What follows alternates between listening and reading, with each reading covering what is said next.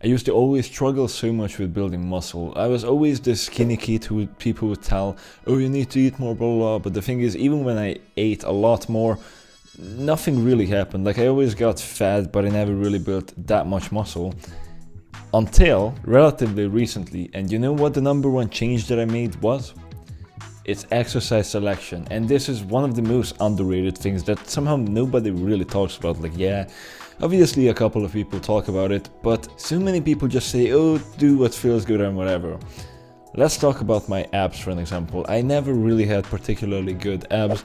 I always had to get to around, I would say probably 12-13% body fat to have visible abs. Otherwise there would be nothing. And that has changed a lot. Because now at this point I've been bulking for an entire year and I still have visible abs. Even though I'm at a much higher body fat percentage than a year ago. And you know why that is? Because my abs got a lot bigger and a lot better.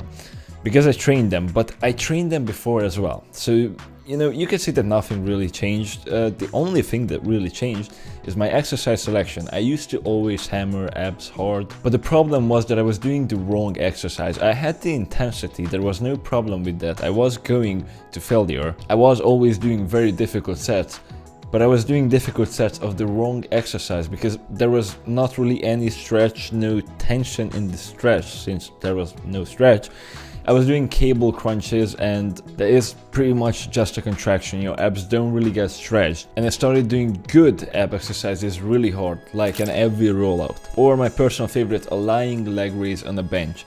And somehow so few people talk about this. There are so many people that just say, oh, do whatever exercise feels the best for you, do whatever exercise doesn't make you get injured, blah blah blah. And obviously that is important as well, but there are some exercises that are clearly inferior to other ones. When it comes to triceps, a JM press is clearly better than a dumbbell tricep kickback. The dumbbell tricep kickback is a shit. It doesn't matter if it feels good. By the way, it feels much better, okay? Get anyone on a dumbbell tricep kickback, it feels insane. It feels really good, but it has no stretch. It's extremely short and biased, and also years of experience of multiple people say that it's a shit exercise. It's a completely garbage exercise, whereas a JM press is time-tested, length and bias, has an insane stretch, and you have to kind of build up to it a little bit so it doesn't feel as good. So if you just only go according to feeling, you're going to end up doing the shit exercises. Okay, I do believe in individuality, and I do believe that some exercises will work for certain people better than others,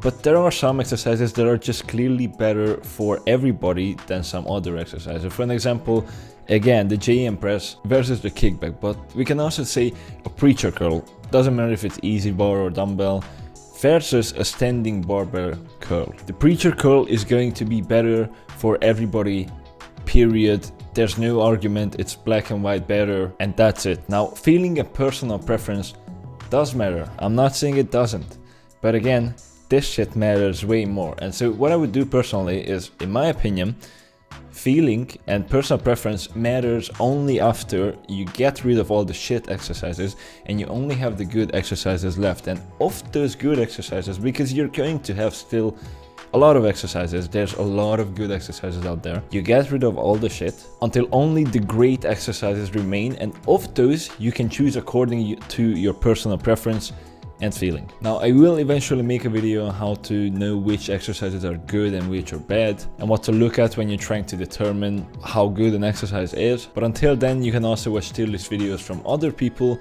Just be careful that you watch them from multiple people, not just from one person, because it's always a good idea to get your information from multiple sources, otherwise you will only listen to one, and if that one says shit, then you're fucked. So again, what you do is you get rid of the bad exercises, you eliminate them, you only keep the good exercises. You have a bunch of good exercises, right? And of those, you pick the ones that you would like to do in your program according to feeling, personal preference, which one feels the best on your joints. And you can also click here to watch my last video.